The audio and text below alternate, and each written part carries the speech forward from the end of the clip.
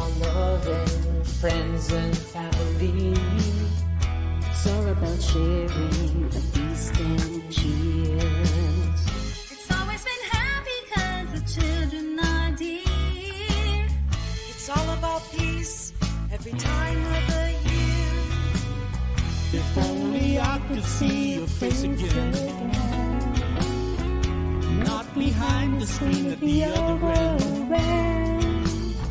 If only we could party, kick back your boots, just let me. Wishing Christmas time to be together again. It's all about the family. It's all about TNC. What? It's all about the family. Don't fret, don't sweat. You know what it is, cause you know and I know we'll be together We'll again. go together to be together. It's Christmas time once again, and you know how we'll begin. Spread love and receive blessings from above. If only I could see your face again, not behind the screen at the other end. If only we could party, kick back your boots, just let me. Wishing Christmas time we'd be together again. Wishing Christmas time we'll be together again.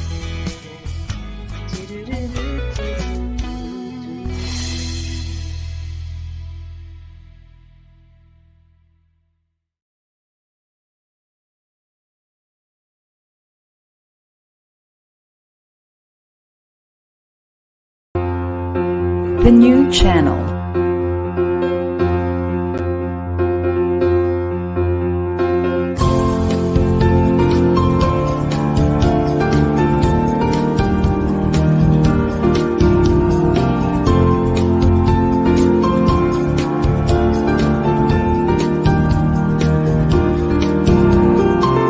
The new channel. Hashtag TNC Now.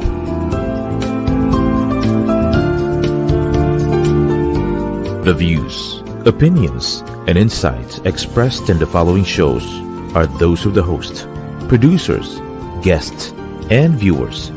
They do not necessarily reflect the position of the channel. Viewer discretion is advised. Hello and welcome to the new channel. Our passion transforms the community channel that sees all things new. My name is Jennifer Nuya, live streaming from Cavite, Philippines. You're watching Stories from the Fringe.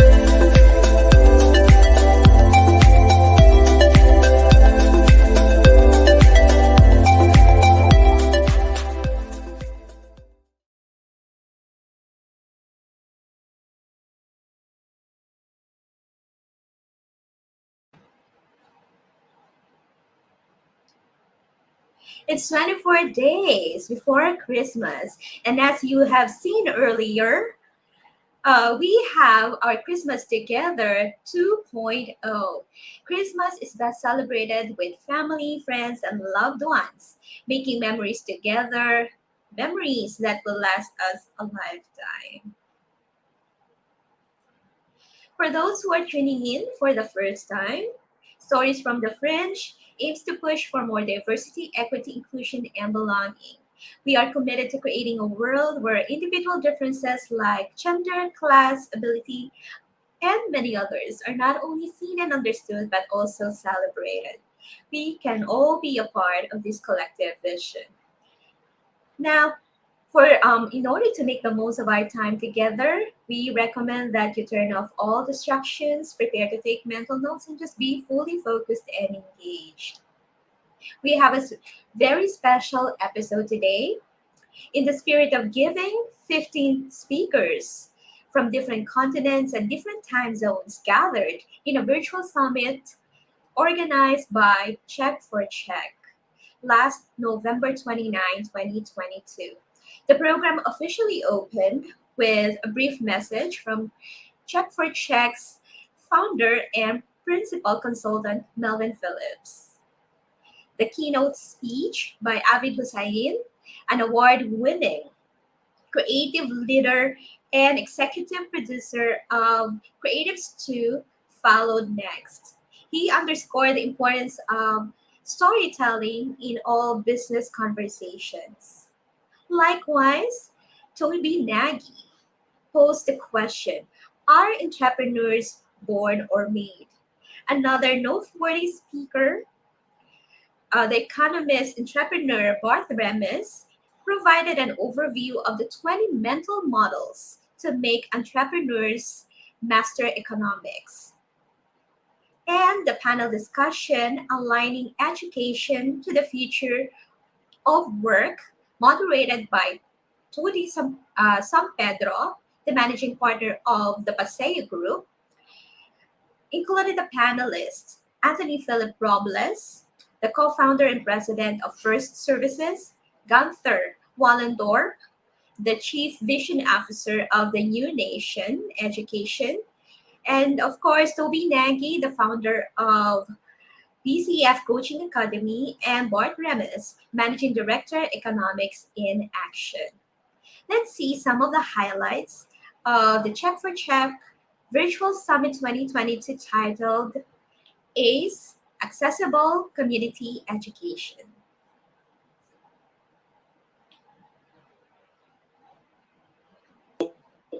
What is the idea behind the entire facet of going ahead with accessible community education? It's a very simple principle that I have gone ahead and seen throughout my life, is that when it comes down to upskilling, most of the times you go ahead and you see that it is only a chosen few that are able to go ahead and enjoy this. But what I felt, that when it comes down to education or skill development, it should not be just for the chosen few, it should be there for everyone. When the pandemic hit, a few facts that I went ahead and have pasted here for you. These are the latest figures. And it simply says that in 2025, it is anticipated that the global e-market would be worth 325 billion. And if you look at e-learning, it increases the retention rates by 25 to 60%, depending on the type of skill set that you are imparting. And mobile learning or m-learning, it could reach 80.1 billion worldwide by 2027. And self-paced learning is supposed to grow at a compound average growth rate of 8.2%. E-learning is that the corporate e-learning market could increase by 38.09 billion in the next few years. And corporate e-learning, it takes 40 to 60% less time to complete when compared to traditional. That only 1% of the population has taken an online course. Very simple. Training, which is there, skill-based or otherwise, where it becomes simplified and you have learners who can imbibe it and can go ahead and practice it. So make trainings a viable option for learners with respect to curriculum and cost. More often than not, a person like me, I am also interested in new learnings, but more often than not, you go ahead and you find that the cost for a certain skill set is very exorbitant. And that becomes a major deterrent when it comes down to actually going ahead and signing up for a course. So if we can go ahead and make this as a viable option, chances are that there would be more takers and they would actually benefit. And last but not the least, collaborate on ventures which provide mutual satisfaction and revenue. We are all here. Again, like I go ahead and say, yes, we are here for the society. We're here to give to the community, but then it cannot all be charity. We are here and it is to keep our home fires burning at the same time, but making sure that when it comes down to a viable option, we are the first. Our vision is very, very simple. Through the use of training and skill development services, we hope to alter our society by creating consensus and competent with, and we are sharing that with you as well. The mission again is very simple: the inclusion of skill development in college curricula. Now, more often than not, you find that you have so many colleges, you have them there, and they have the audience. What happens, and when I go for campus to corporate, I find most of them are actually lacking in the basic skills. So yes, they might be good on the subject, but the subject alone does not go ahead and give them the desired job. You need to have a set of people skills along with it, which includes, communication, which includes, teamwork. I can go on and on, which are sadly missing. So more often than not, what you find is that when people they sit for these interviews, they are asked questions about the subject, and they are hired from there. When these people they come into the corporate world, it is like chalk and cheese there, because what they've learned and the practical knowledge that they have to assimilate at that point in time, it just does not match, and most of them they feel that they have not made the right career move. So if we go ahead and we make available, high quality, long or short term courses, which go ahead and help them when it comes down to their soft skills, the people skills, chances are that they would be better equipped when they go ahead with campus to corporate interviews. And anywhere in the world, you have colleges, and once you have the final year students, they are going to be the optimum audience. But those colleges, they actually need to know how to go about it. And people like us, we can actually be change evangelists and go ahead and let them know the difference that we can make to their final crop of students.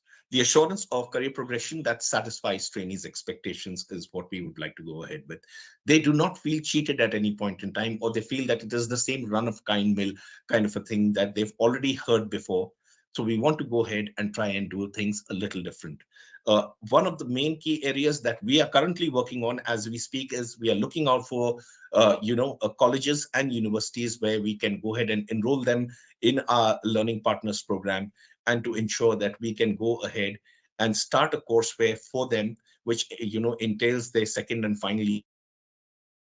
When they hit the campus to corporate interviews, they are well versed with the desired skills apart from the subject that they have gone ahead and gained proficiency in. So the service that we want to give is that we give the learners what they expect from a course, improve the training experience, incentivize learners, promote a learning culture. So what we at Check for Check are doing is that for every training that we do, we go ahead and we provide them with a courseware. So immaterial of whatever subject that we might be training them on, there is a courseware or a handbook that we go ahead and we give it to them. Point number two is once we finish off with any training that we do, there is an end of course assessment. Once they pass that assessment, we give them something which is known as a certificate of achievement. We just hope that you have a good time today. It's not about going ahead, with just about education or training. If you are from diverse fields, just go ahead and give us your learnings with technology over there as a booster. I'm sure that whatever you go ahead and tell us today, it is going to be of immense value. So that being said, thank you so much, and we'll go ahead and get the summit started. Kind introduction, Joemma, and really appreciate uh, Ranjit and Jennifer for inviting me for this summit. Thank you so much. Uh, so the part of my presentation, I don't have slides and all to show, but I would rather talk about it. Is about the simple thing which these days students as well as professionals forget, is to tell their story. Everything right now is about story, how you're going to put your story, how you're going to tell your story, how you're going to be showcasing your story, whether it's on social media, whether it's on television, whether it's writing. Everybody wants to know your story. What has built my career. Stories is what I think is missing, that missing link where in the cave where they were living to now every day you're putting some story. uh, when you put it on your Instagram stories or reels, those are also stories. So from the whole evolution of writing stories on stone to writing stories on Instagram It's just about telling your story. Why is it so important to tell your story? I will give examples and I will only talk about from the industry I am in.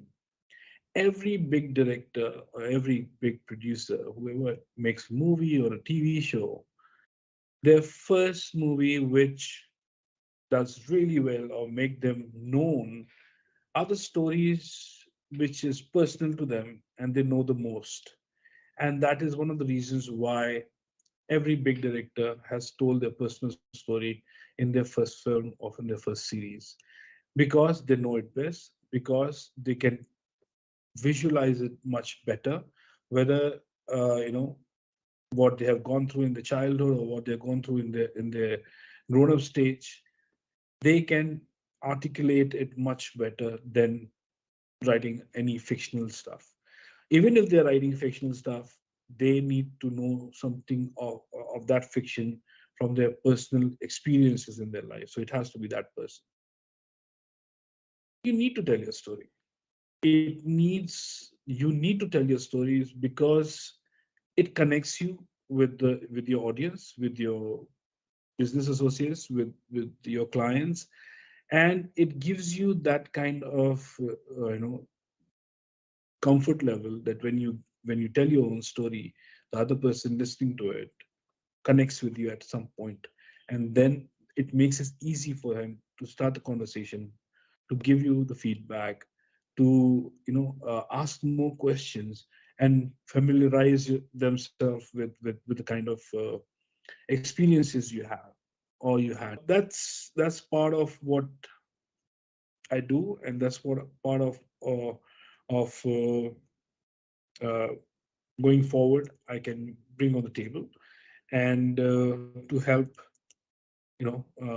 new courses, new learnings, and how we can come together and tell a great story. Are entrepreneurs born or made? A very fascinating topic, right? So just the agenda for today's or this afternoon or this morning, depending where you're from, or this, and also an author and writer. But the main thing is I'm passionate about education, sustainability, and innovation, right? So, and I continually build businesses in the area of education and innovation. Another business that I built recently is called Asia Venture Lab, which essentially is an innovation. So my question is, how much do you know about entrepreneurship? So, are entrepreneurs born or made? What do you think? Think about that for a moment. Well, whilst 42% of entrepreneurs say they launched their first venture during childhood, right? That's a key thing, because some people discover entrepreneurship really early in their lives. Others tend to discover it later on. But what we do know is we don't know, right? So the question is, are they born or made? We're still not certain. But what I want to do is I want to dive a little bit deeper into that and explain that as well. I think are the key factors for success as an entrepreneur or business owner. Some people say a range of things like optimism, curiosity, resilience, discipline, creativity, network, self-awareness, execution, communication, grit, capital, emotional intelligence, passion. The list just goes on and on and on and on.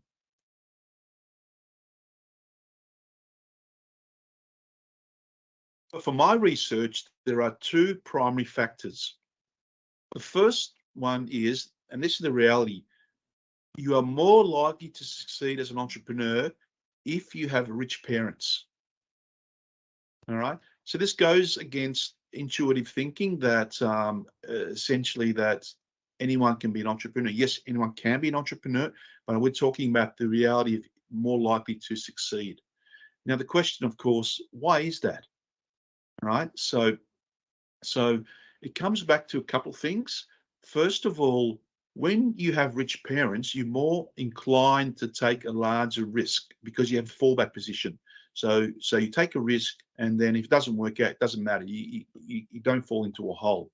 The second thing is you have rich parents. They will also, I guess, will be able to give you a network and open opportunities for you.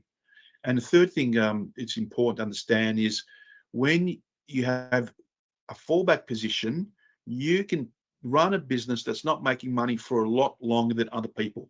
So then you can actually outlive other people. In other words, you're not eating ramen noodles like most people would if they're starting a business. So you're a little bit more comfortable and you've got a safer space to work with. All right.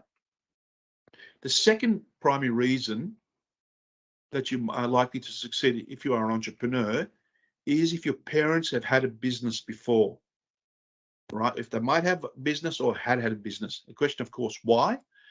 Well, the main reason is you can live through your parents and see the mistakes they made or maybe how they did things. So you can actually learn. And what we tend to find is that the parents that have a business will encourage their children to have businesses as well. Most parents would say to their children, get a job and get a good job and be professional. Or even the worst parents would say, go get a government job. Right. So, but that's not the reality these days. With even government jobs, I know here in Australia, they're all contract jobs. So gone are the days where you work for the government, you can't get sacked for 30 years. Now it's like you're on 3-year contracts, and if you don't perform, you're out. Right. So there is no safety. Right. And being safety is actually, well, being safe is actually being risky. All right. So interesting. These two primary reasons. However, how we're saying that, of course, it doesn't mean you can't be successful. It just means these two factors allow you to become like more. So the question, of course, can you learn entrepreneurship? Now, I've done a master's in this, and again, the whole idea was, can entrepreneurship be taught, or are you born an entrepreneur? Well, this is quite interesting in my research, what I've discovered, right? Whilst entrepreneurship skills can be taught, the research suggests that the desire or drive to be an entrepreneur is usually not. All right, so anyone can do a course in entrepreneurship, get educated in that area, but it doesn't necessarily make you an entrepreneur. All right, so let's be clear. It seems as though the enterprising spirit must be discovered within the individual and not developed by the individual experience.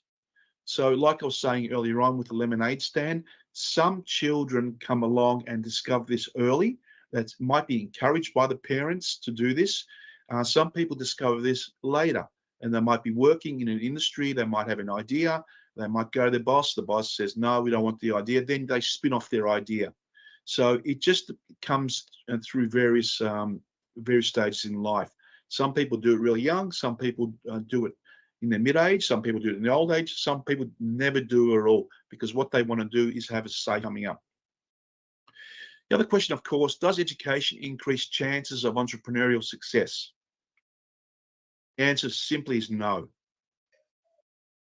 So I guess a firm with increased education-based human capital is more likely to create employment for others and obtain higher levels for profit once established as a young firm. However, an educated workforce does not increase the likelihood of an enterprise's survival. Now, the question, of course, is, does that surprise you at all? So are entrepreneurs young and energetic? This might surprise many people. No. Right? The number of founders over 50 was twice as large as that of under 25. Again, why do you think that's the case? Well, simply it's because people that have experience might want to go on to start their own business. All right. Typically, people under 25, they're still trying to figure it out. They're going to university, etc. And just a final note: now is the best time in recent history to start an enterprise. The question, of course, is why. Everyone's talking about recession and all this sort of stuff. Well, there are various reasons. There's less competition, and everyone is waiting or trying to figure it out. So people are sitting on scratching their heads or sitting on their hands, trying to look at other people to try and work it out. And due to the changes, we are seeing new windows of opportunity opening every single day. So I believe that pandemic is a blessing in disguise, professionally speaking, instead of being sorry for myself, since my business of dressing up clients had stopped. It gave me the time to reinvent myself and think of new ideas how to reach out to greater audience for prospective clients after the pandemic. So um, um, this is how I made myself for me to be visible in the social media and taking all the advantage and possibilities to be visible in any platform that I could be so that the people, um, my clients, my friends, even the community in the social media would always see me there alive and kicking. Because a lot of designers during this time they shifted to other job. Sometimes some of them they went landed to cooking, some of them landed to like um, other means of business for them to. 20 mental models to master economics. The official title is 20 mental models for entrepreneurs to master economics. But honestly, I couldn't get it on one slide. So what I'm going to talk to you about here is a couple of mental models so that you can understand how you can use that in a practical everyday way. Mm. Uh, by the way, so my contact details are at the bottom of the slide. So if you want to get in touch with me, you have my email address, okay? Or you can contact Melvin Phillips on Check for Checks, or of course you can connect to Jennifer Bautista. So let's start with this thing about economics. And the perception of economics is that it's a complete boring stuff that is theoretical hocus pocus that only applies to governments or top bankers or whatever kind of wizards. And you can't use it in everyday lives. And they like to talk about economics through mental models, through mathematical formula. So, which is why I put here my own little mathematical formula. By the way, by the way, I studied quantitative economics, so I went through the whole stack of mathematics myself. So, which brings us to a very basic example of the 80-20 rule or the Pareto principle. So it's called 80-20 or Pareto principle. All right.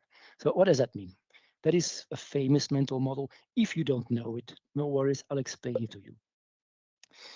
Um, it was discovered by a man, an Italian guy, Vilfredo Pareto. He's an engineer and a sociologist. And so he was planting seeds in his garden in Italy. And then he discovered that actually, out of all the vegetables and the fruits that he could grow, okay, 80% came from 20% of the seeds that he planted. And so the rest was not as effective. Then he started to extrapolate that to other parts of his business. And eventually he discovered that 80% of your success is generated by only 20% of your inputs. When we discuss a learning management system, typically one would be talking about somebody that would be studying for a degree or something higher. And obviously, it's a useful tool to have because it can save you time, it saves you money. And it allows the individual to prioritize their learning process, which is key because I think if you doing online, any online training or course, and you're not limited to the time, the task will always expand to the time that you give it. And so a learner that can become tired and bored with what they're studying, and they look for the next shiny object. Yeah, sure. I guess from my perspective, I've come from an education background where learning management systems are part of the, I guess, the whole structure. And I myself use one.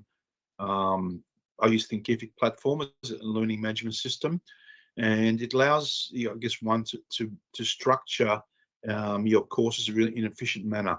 So one of the things, of course, is you've got a whole bunch of information and knowledge. Is that how do you structure it most effectively? Says in relation to the question earlier, I would like to say that education is a matter of impartation.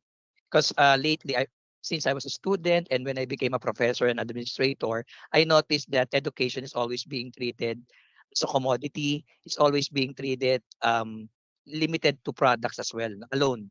But we have to understand that this is not just about sharing information or giving details, which the internet can also provide, right?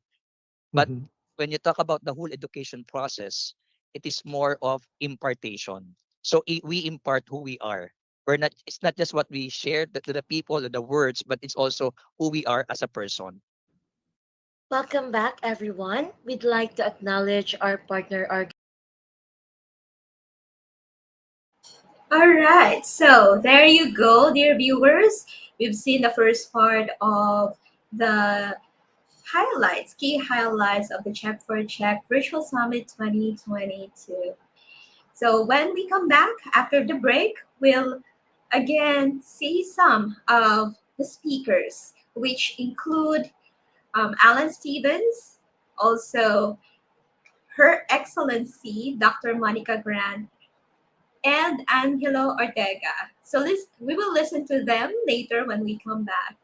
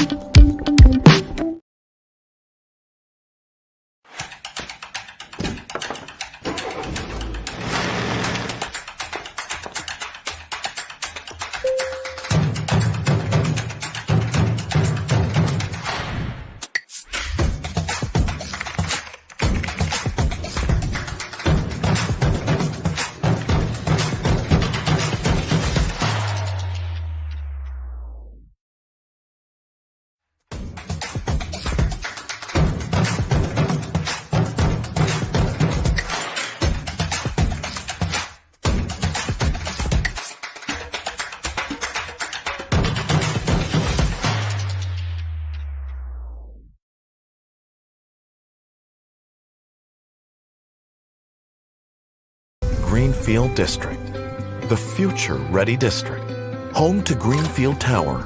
With its state-of-the-art fiber optic internet backbone, connectivity is built right into residences like Twin Oaks Place. 15 flourishing hectares right at the heart of Metro Manila, so that at work and at play, we can plant a future where dreams grow. Greenfield District, the future-ready district.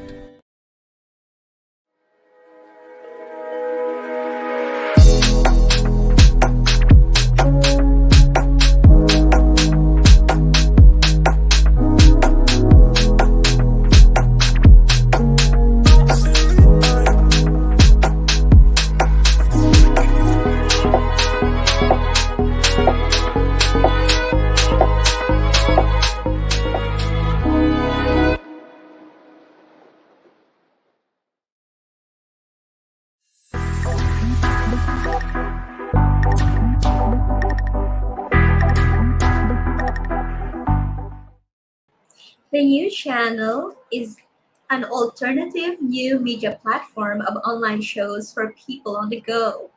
Please watch all our shows as seen on the screen. Imagine having your own show, your own playlist, your own content, but we make it easier for you.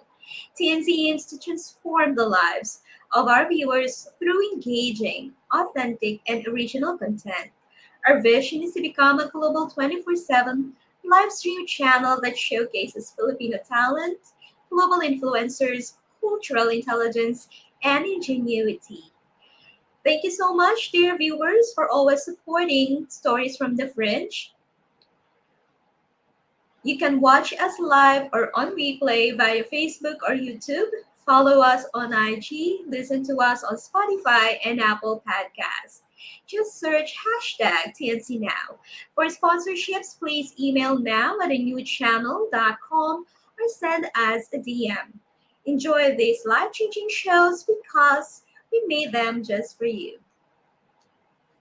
So earlier, we saw some of the key highlights of the Cheque Virtual Summit 2022, which was slated or held last November 29, 2022. Now we go to the second part.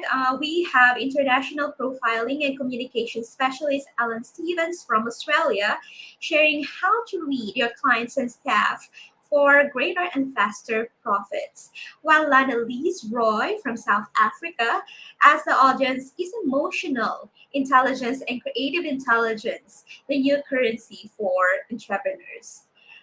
Meanwhile, the panelists, Ed Leong, an exponential digital transformation consultant, Paul Debro of the Debro Collective, Lana Lise Roy, CEO of Goats to Unicorns, and myself share the benefits of becoming an exponential organization and how company owners can begin their transformational journey. The panel moderator was Martha Mock, the founder and director of Super Confidence Coaching. Earlier, we also listened as John Guarnes, a global fashion designer and the CEO of John Guarnes Atelier, shared how we can reinvent ourselves and explore limitless possibilities despite setbacks. At the same time, IT consultant and founder, Chief Technology Officer of Compris Technologies AG, Thomas Poweter, gave an analysis of the top problems on Earth and a proposal of a solution that can resolve them all and how to improve education. Also, Her Excellency Dr. Monica Grant from New York City, USA, highlighted that we can leverage technology for good. And Angelo Ortega, the Sherpa of Retrodomus Coinco, based in Chile, said that we can combine ecotourism in the fourth industrial revolution, helping people become closer to nature and to God.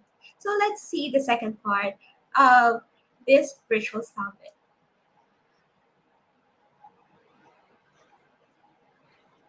Welcome back, everyone. We'd like to acknowledge our partner organizations, Alan Stevens Pattern Recognition, BCF Coaching Academy, Compris Technologies AG, Creatives 2, Economics in Action, Educator.life, First Services, Game to Unite Incorporated, Goats to Unicorns, International Center Rancagua, John Garnes Atelier, Retrodomus Coinsco, Rotary Passport Club of Social Entrepreneurs, Super Confidence Coaching, the Devers Collective, The New Channel, The New Nation, the Paseo Group, and Yes Tech You.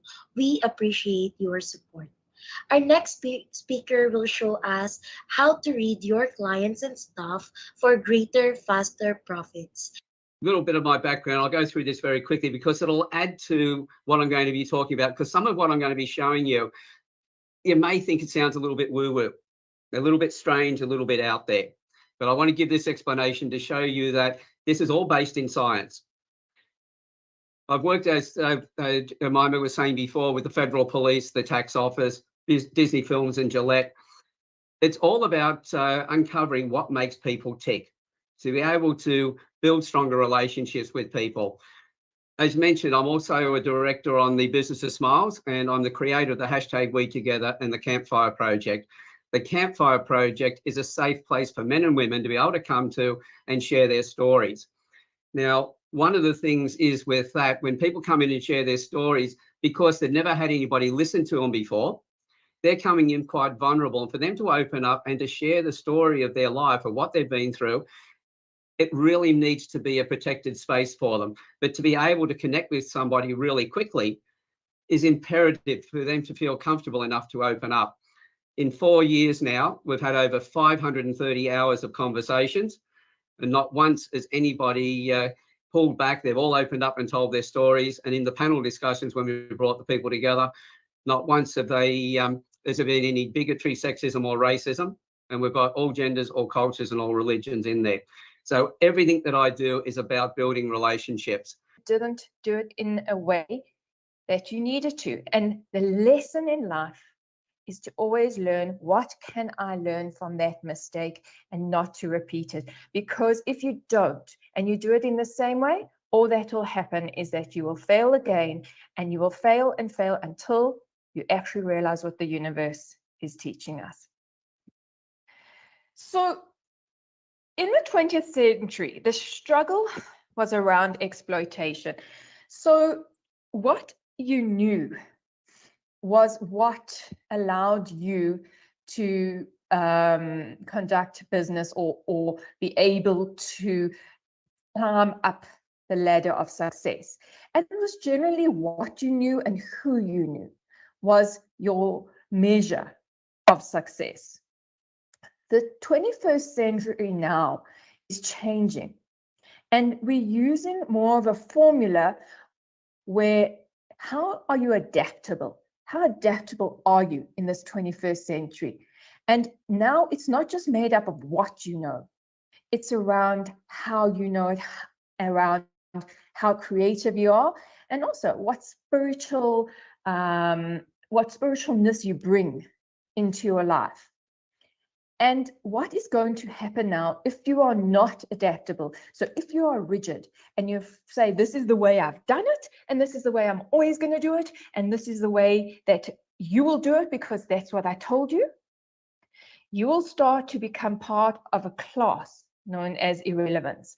Transformation really crosses over together. And at the end of the day, they speak about a focus on the customer, right? The idea of, the fourth industrial revolution, the speed and the volume of information that's become available now is driving a shift in consumer behavior. Right? The idea of, you have a Facebook app, you can communicate and connect with your friends through an app, you're getting all this information almost instantaneously, and that's driving a shift in customer expectations. And so they take that from one area of their life, and they then expect that in other areas of their lives. So, that instantaneous aspect, for example, comes about, even now in, in the way that we watch movies. I mean, look at Netflix, right? Who goes down to the DVD store anymore? Yeah. See, that's great. That actually lead me up to my next question.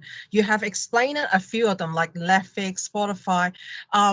What are some of the top example that are for exponential organization? Who is one of the leaders in that field at the moment, in your words? Let me ask Paul first. So I think the ones that certainly come to mind in terms of what they've done, Google is usually front of mind. I love what TEDx have done. A lot of it really comes down to, talking about, their purpose and how important that is. And I know that's come up again in some of the previous presentations today. Google's being about organising the world's information. It's a great sort of North Star for everyone in the business. And if you look at the acquisitions they've made and what they've done with the business, it all comes back to that purpose of how they look to organise the world's information. And if I stop with just TEDx as well, how that business actually transformed when it was acquired by changing its purpose to ideas worth sharing, which I think resonates with everyone, and has enabled them to truly become an exponential organisation in how they've grown the business. So yeah, a lot of it is with those examples. I'm sure the others got plenty to talk to as well. Is really coming back to having that strong and real clear purpose. Like I have been sitting here for a while and listening to all of you, and I just feel like the energy is pumping. I feel the purpose, I feel the mindset, I feel the trust, I feel the heart into it, and it's beautiful. So our last questions to all of you is that, can you share the possible future for your prospect industry, such as education, technology, or business coaching? What can you share for us the possible future of the EXO in that area?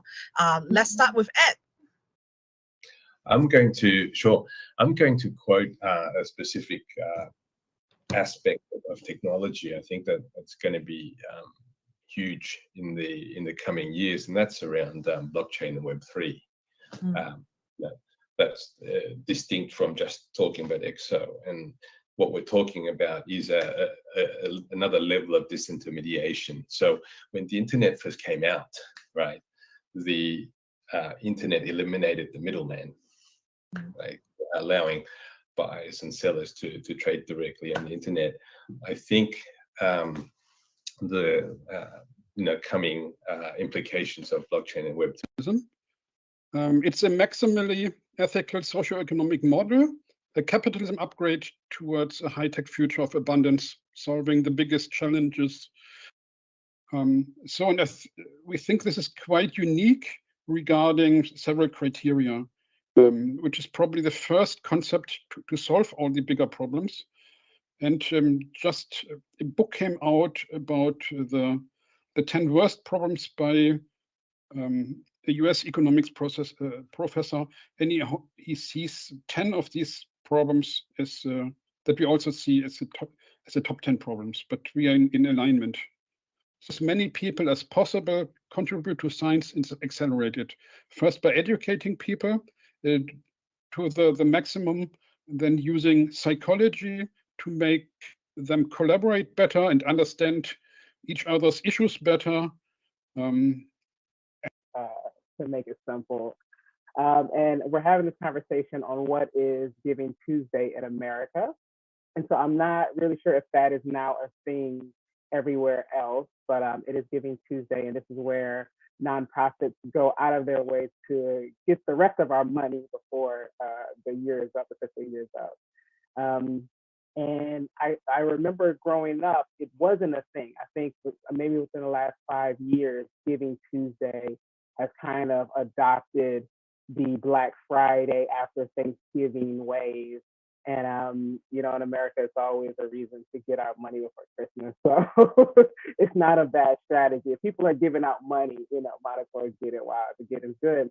Because, in January, things get very tight.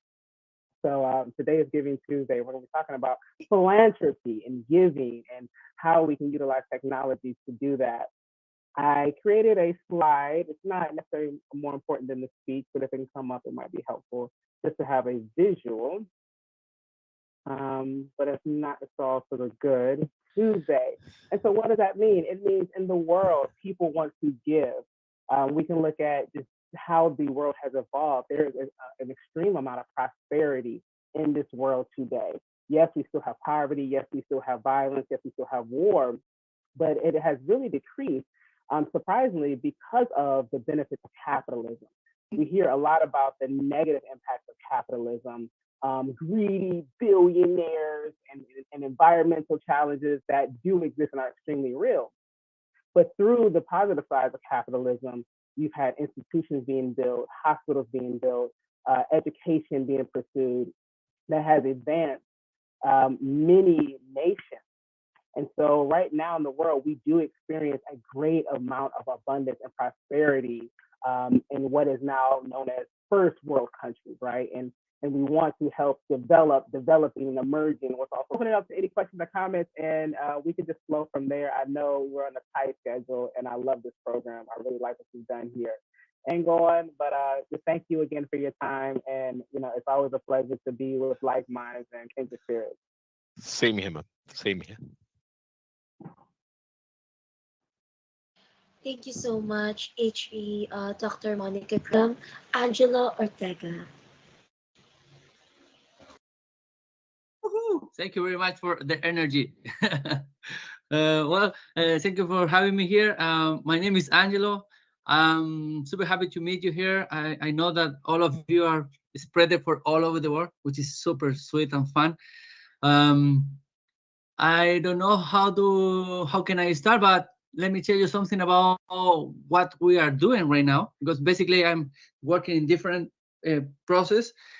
My main role is like an action man. I can make this thing happen, and I'm not just creating a slide and or organizing or planning. I like to build. The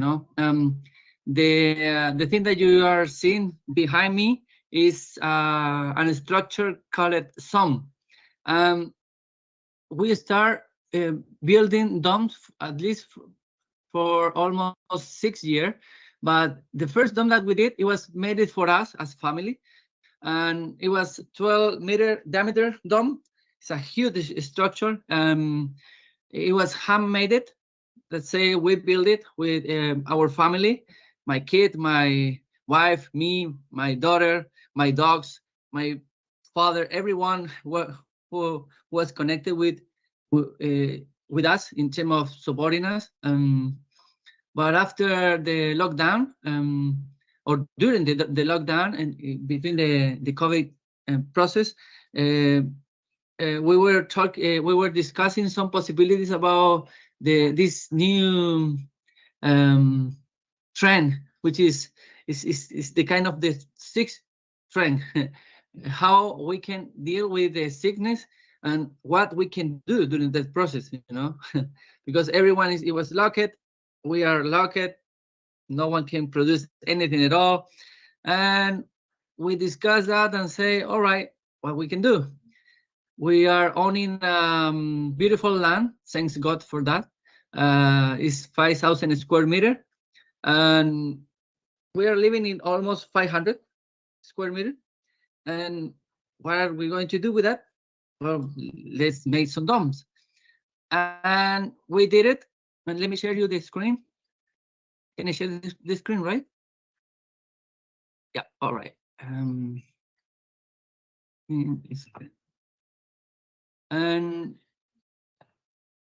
let me share you the LinkedIn, sorry, the Instagram. At the beginning, it was nothing. I mean, last year we started with this project. Nothing happened. In terms of the place, we just start with this 10. And this 10, can you see my screen, right? No? Can you say? All right. We bought this 10. We made the deck, and then let's see what's happening. We put it on Booking, we put it on Airbnb, and then a lot of people coming to the place. Then at the beginning of this year, we start this other structure, which is the SOM. Then a lot of people again. And a friend of mine gave me this jacuzzi. It's an extra jacuzzi, and say, this jacuzzi for you, Angelo. Maybe you will be more useful for you. Then more people coming again. And we are now thinking in the idea how we can share that in a way that we can crowdfund this project for different kind of people, and we are evaluating this platform that is called OnCo. OnCo is one of the ways that you can create a co-ownership, because sometimes people's minds is everything for me, all for me, education for me, business for me, money for me, me, is super self-sufficient, self-development, and self-all. Therefore, we're having a connection, a good relation with God, and God provides us enough for a living, enough for everything that we need. And That's one of the other side of the person that need to be developed, and is the spiritual side of the entrepreneurial condition, because mostly everything is centralizing in human development, and part of the human development is your mind, your heart, but your relation with something or someone who is more than you. Because when you are not having enough forces for finishing this project, you cannot do it with that. Is our key. During this time, we are researching different alternatives for growing, and also I'm leading a language school where we are teaching people for free, for free. And how you can teach people for free is difficult, because all people have to be covered. You have to pay the bill, you have to pay the water, you have to pay the electricity, you have to pay the rent, pay the score, for everything. Everything is being transmutated. Angelo, to be honest, or Angelo, to be honest, I was really touched as well. It was a really beautiful initiative, and hoping that a lot of us can, have the same initiative as we move on to the next chapters of our lives. Our keynote speakers, our resource feature speakers, moderators, and hosts for selflessly sharing their time, their talent, and effort in making this event a meaningful and impactful experience. We really appreciate you, which gives me hope that this interconnectedness that we began here is just the beginning to co-create more massively life-changing collaborative projects at this critical time of digital disruption. So together as a community of thinkers and doers, we solve the most pressing problems our world faces today and bring hope to millions. Thank you once again, and ad maiorem Dei Gloriam. Thumbs up the Cheque Virtual Summit 2022. It was a very meaningful and impactful summit experience. You can follow Cheque on Facebook, and also from their website, checkforcheck.com. It is also available in LinkedIn. Just search Cheque. Thank you all so much, dear viewers, for being here with us. Thank you once again for deciding to spend your Thursday afternoon with Stories from the Fringe. Enjoy the rest of your day or evening, depending where you are in the world. And we shall see you again next Thursday, December 8th, 10:30 a.m. Philippine Standard Time for another episode of Stories from the Fringe. God bless everyone.